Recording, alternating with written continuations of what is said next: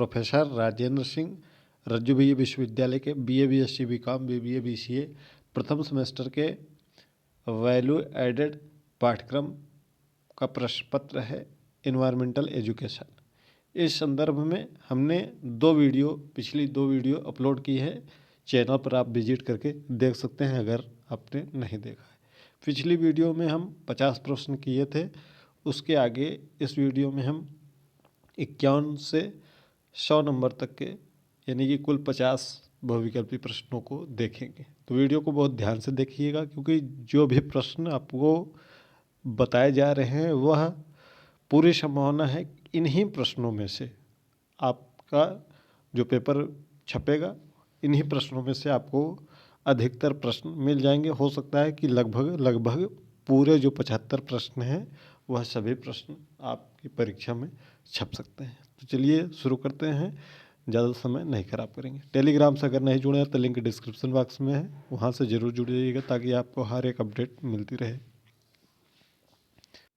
प्रश्न है, वनों की कटाई का प्रमुख परिणाम क्या है?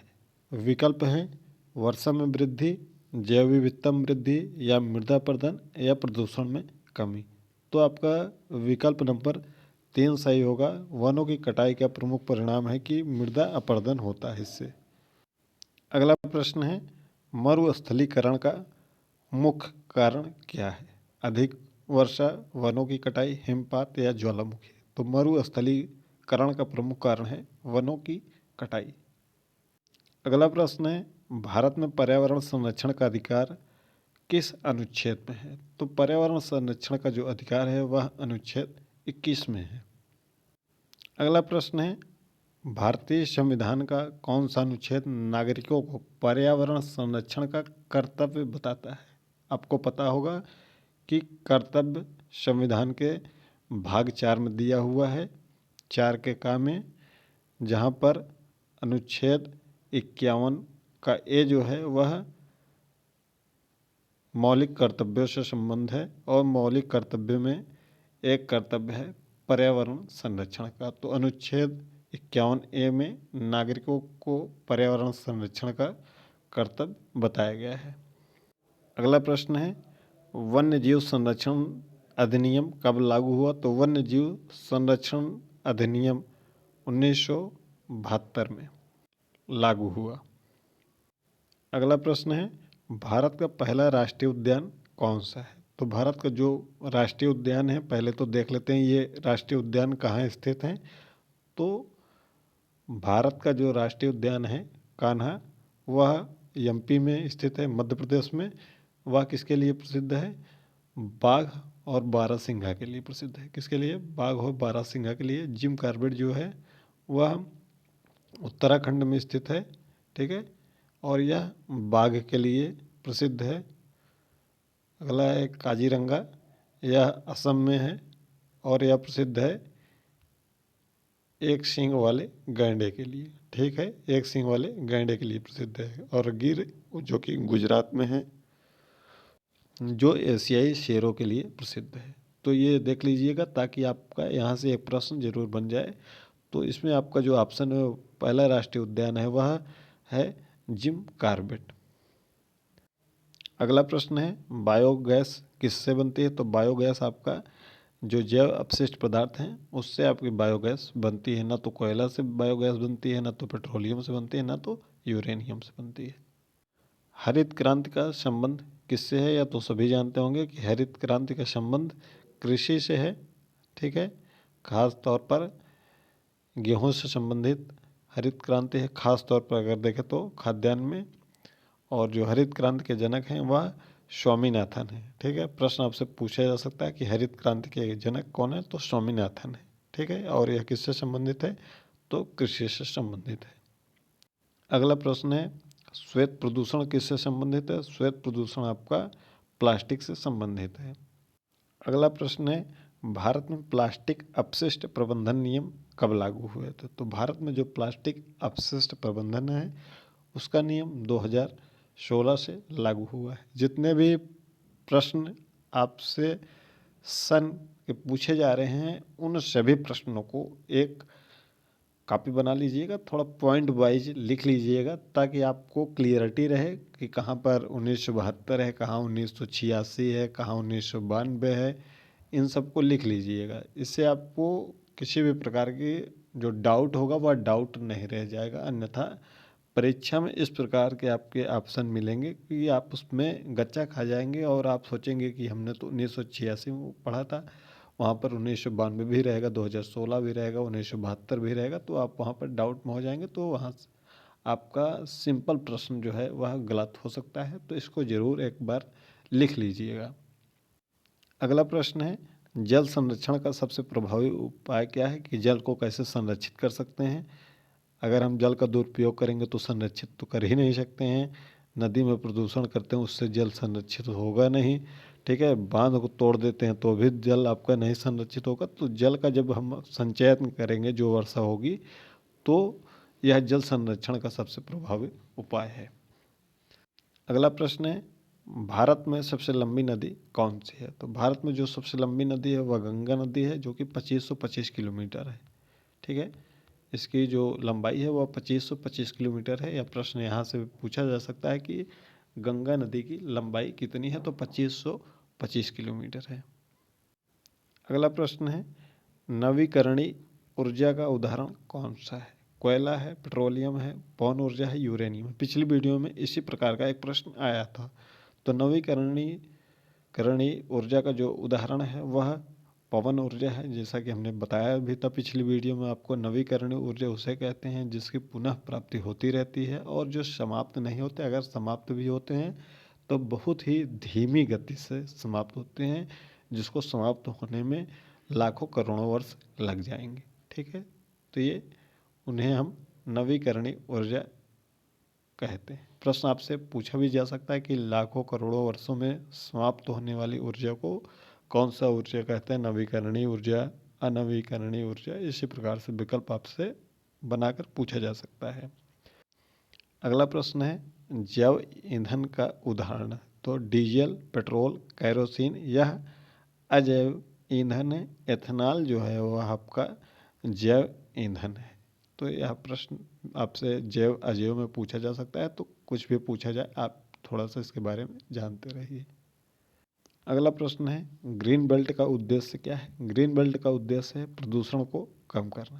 प्रदूषण को जो कम करना वह ग्रीन बेल्ट का उद्देश्य है। अगला प्रश्न है, पर्यावरण दिवस कब मनाया जाता है। तो पर्यावरण दिवस 5 जून को मनाया जाता है। इसको भी लिख लीजिएगा। अभी 3-4 प्रश्न ऐसे आएंगे जो तिथियों पर संबंधित होंगे कि कौन सा दिवस कब मनाया जाता है, तो आप वहाँ पर डाउट में हो सकते हैं, इसलिए इसको अलग से लिख लीजिएगा कि पर्यावरण दिवस प्रत्येक वर्ष 5 जून को मनाया जाता है।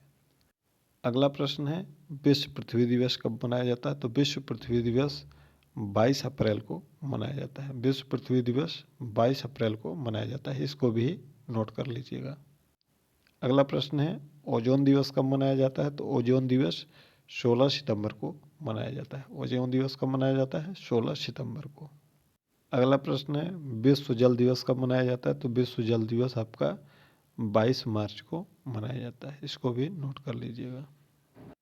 अगला प्रश्न है, चिपको आंदोलन का संबंध किससे है। पिछली वीडियो, जो पहली वीडियो सबसे पहले पर्यावरण की थी, उसमें हमने चिपको आंदोलन के बारे में बहुत डिटेल से बताया। अगर आपने अभी तक नहीं देखा तो उस वीडियो को जाकर ज़रूर देख लीजिएगा।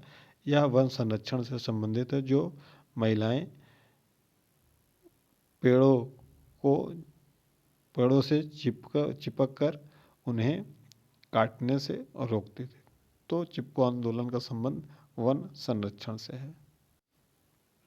चिपको आंदोलन कहाँ प्रारंभ हुआ था, किस राज्य से। तो चिपको आंदोलन उत्तराखंड से प्रारंभ हुआ था। पिछली वीडियो में हमने इसके बारे में डिटेल से चर्चा की है। नर्मदा बचाओ आंदोलन का उद्देश्य क्या है। नर्मदा बचाओ आंदोलन का उद्देश्य है पर्यावरण एवं विस्थापन विरोध, ठीक है। यह भी पिछली वीडियो में बहुत डिटेल से बताया गया था। वनों का सबसे बड़ा लाभ क्या है। वन यानी कि जो उसमें पेड़ पौधे हैं उनसे हमको क्या मिलता है, ऑक्सीजन मिलता है। तो यही सबसे बड़ा क्या है, लाभ है। लाभ तो लकड़ी भी मिलती है, वह भी लाभ है, लेकिन सबसे बड़ा लाभ जो है वह ऑक्सीजन की प्राप्ति है। जल प्रदूषण का सबसे बड़ा कारण क्या है? तो जल प्रदूषण का सबसे बड़ा कारण है औद्योगिक अपशिष्ट। वायु प्रदूषण का सबसे बड़ा स्रोत क्या है? वायु प्रदूषण का जो सबसे बड़ा स्रोत है वह वाहन है। ध्वनि प्रदूषण का प्रभाव सबसे पहले किस पर पड़ता है? तो ध्वनि प्रदूषण का जो सबसे अधिक प्रभाव पड़ता है वो हमारे कानों पर पड़ता है। अगला प्रश्न है, ठोस अपशिष्ट का सही निपटान क्यों आवश्यक है? ठोस अपशिष्ट का सही निपटान इसलिए आवश्यक है ताकि प्रदूषण को हम कम कर सकें। अगला प्रश्न है, जैव अपघट्य कचरा कौन सा है? तो जैव अपघट्य जो कचरा है वह कागज है। प्लास्टिक, कांच और धातु यह सभी जैव अपघट्य कचरे नहीं हैं। निम्न में से कौन सा अजैविक घटक है? अजैविक जो घटक है वह जल है, पौधा, पशु व जीवाणु वह जैविक घटक है। ग्रीन हाउस गैस का उदाहरण कौन सा है? ग्रीन हाउस गैस का जो उदाहरण है वह कार्बन डाइऑक्साइड है। ऊर्जा संरक्षण का सबसे सरल उपाय क्या है? अधिक उपयोग, अनावश्यक उपयोग से बचना, ऊर्जा नष्ट करना या अधिक उत्पादन करना। ऊर्जा संरक्षण का जो सबसे सरल उपाय है वह अनावश्यक उपयोग से बचना।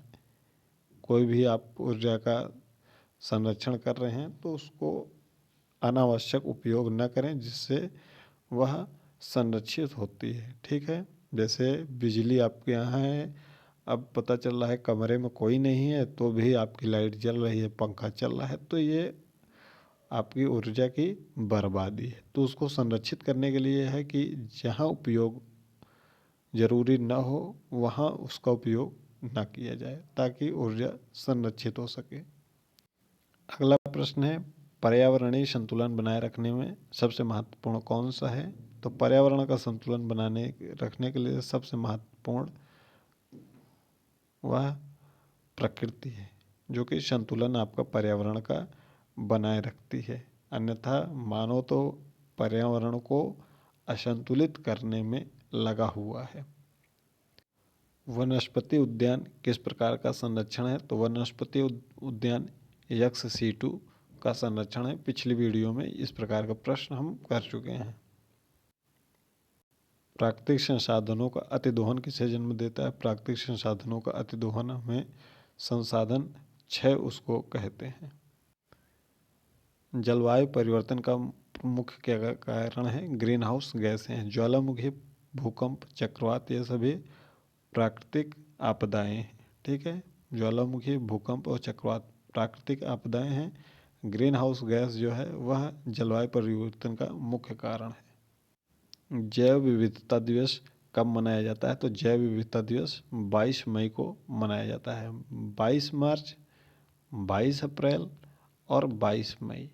ठीक है, 22 मार्च, 22 अप्रैल और 22 मई, ये तीनों को कमेंट बॉक्स में आप लोग लिख कर ज़रूर बताइएगा। इन तीनों पर कौन कौन सी तिथियाँ हैं, तीनों को अलग अलग लिखकर कौन कौन सा दिवस है बताइएगा, जिससे हमको पता चल सके कि आप लोग वीडियो को बहुत ध्यान से कर रहे हैं या नहीं। तो तीनों को एक ही कमेंट में लिखकर ज़रूर बताइएगा।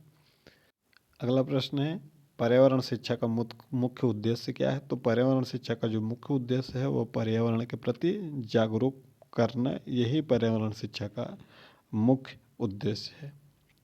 अगला प्रश्न है, कार्बन चक्र का प्रमुख भाग कौन सा है? तो कार्बन चक्र का प्रमुख भाग वायुमंडल है।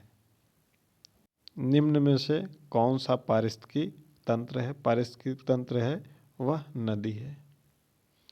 जैव विविधता का संरक्षण क्यों आवश्यक है? जैव विविधता का संरक्षण पर्यावरण संतुलन के लिए आवश्यक है। जैव विविधता के बारे में थोड़ा बहुत हमने पिछले वीडियो में पढ़ा था, उसी में हमने बताया था कि कुल जो जैवमंडल हैं वह भारत में कितने हैं। कमेंट बॉक्स में आप लोग ज़रूर लिखकर बताइएगा कि भारत में जैवमंडल कितने हैं। पिछली वीडियो में हम पढ़ा चुके हैं जैवमंडल भारत में कुल कितने हैं। कमेंट बॉक्स में ज़रूर बताइएगा।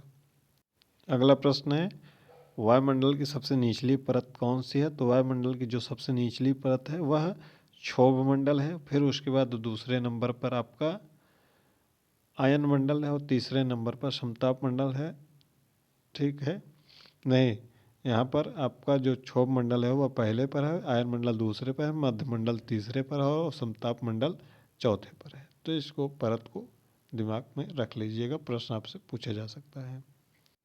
पारिस्थितिकी पिरामिड किसे दर्शाता है? जो पारिस्थितिकी पिरामिड है वह ऊर्जा के प्रवाह को दर्शाता है। अगला प्रश्न है, अम्ल वर्षा का प्रभाव किस पर पड़ता है? फसल पर पड़ता है कि इमारत पर पड़ता है कि जल स्रोत पर पड़ता है या उपयुक्त सभी? तो अम्ल वर्षा का जो प्रभाव है वह इन तीनों पर पड़ता है, फसल पर भी, इमारत पर भी, जल स्रोत पर भी, यानी कि ऑप्शन नंबर डी सही है। शहरीकरण का सबसे बड़ा दुष्प्रभाव क्या है? शहरीकरण का सबसे बड़ा दुष्प्रभाव है प्रदूषण होना। शहर में आप देखते हैं कि प्रदूषण जम के होता है गाँव की अपेक्षा। प्राकृतिक आपदा का उदाहरण कौन सा है? प्राकृतिक आपदा जो कि आपका बाढ़ है, बाकी यह सभी मानवीय आपदा है। सड़क दुर्घटना, औद्योगिक दुर्घटना या प्रदूषण, यह सभी मानवों द्वारा होता है, इसलिए इसको मानवीय आपदा आप कह सकते हैं। यह प्रकृति द्वारा होता है, तो बाढ़ यह प्राकृतिक आपदा का उदाहरण है। बाढ़, भूकंप, ज्वालामुखी, ये सभी प्राकृतिक आपदाएं हैं। अगला प्रश्न है, भूकंप का मापन किस पैमाने से होता है? तो रिएक्टर से होता है या रिएक्टर से होता है या सेल्सियस से होता है या फ़ारेनहाइट से होता है? तो विकल्प नंबर 2 इसमें सही है। इसके बारे में हमने पहली क्लास में पूरा डिटेल से बताया हुआ है। अगर आपने पहला क्लास बढ़िया से देखा होगा तो बताया कि भूकंप का जो मापन होता है वह 1 से 10 अंक को होता है। हर एक अंक की वृद्धि होने पर उसके 10 गुना की वृद्धि हो जाती है। अगला प्रश्न है, जैवमंडल आरक्षित क्षेत्र का मुख्य उद्देश्य क्या है? तो जैवमंडल आरक्षित क्षेत्र का मुख्य उद्देश्य है जैव संरक्षण करना है। इससे पहले भी एक प्रश्न इसी प्रकार से आया था, हमने आपसे पूछा है कि भारत में कुल कितने जैवमंडल हैं? कमेंट बॉक्स में हमें ज़रूर बताइएगा। अगला प्रश्न है, पर्यावरण प्रदूषण का सबसे बड़ा स्रोत क्या है? तो पर्यावरण का जो प्रदूषण है उसका सबसे बड़ा स्रोत मानव खुद है, मानव की गतिविधियाँ। अगला प्रश्न है, सतत विकास का मुख्य सिद्धांत क्या है? सतत विकास का मुख्य सिद्धांत है भविष्य की आवश्यकताओं की पूर्ति के लिए सतत विकास का बहुत ही महत्वपूर्ण योगदान है, इसीलिए इसका सिद्धांत है कि भविष्य की आवश्यकताओं की आपकी पूर्ति हो सके। और हमारा आज का अंतिम प्रश्न है, पर्यावरण संतुलन बिगड़ने का मुख्य कारण क्या है? पर्यावरण संतुलन बिगड़ने का मुख्य कारण मानवीय हस्तक्षेप है, जिसके कारण पर्यावरण का संतुलन बिगड़ता है। पीछे हमने इसके पहले 2 वीडियो कर लिए हैं, ये तीसरा वीडियो है, इसके बाद 2 वीडियो और आएंगे, ठीक है।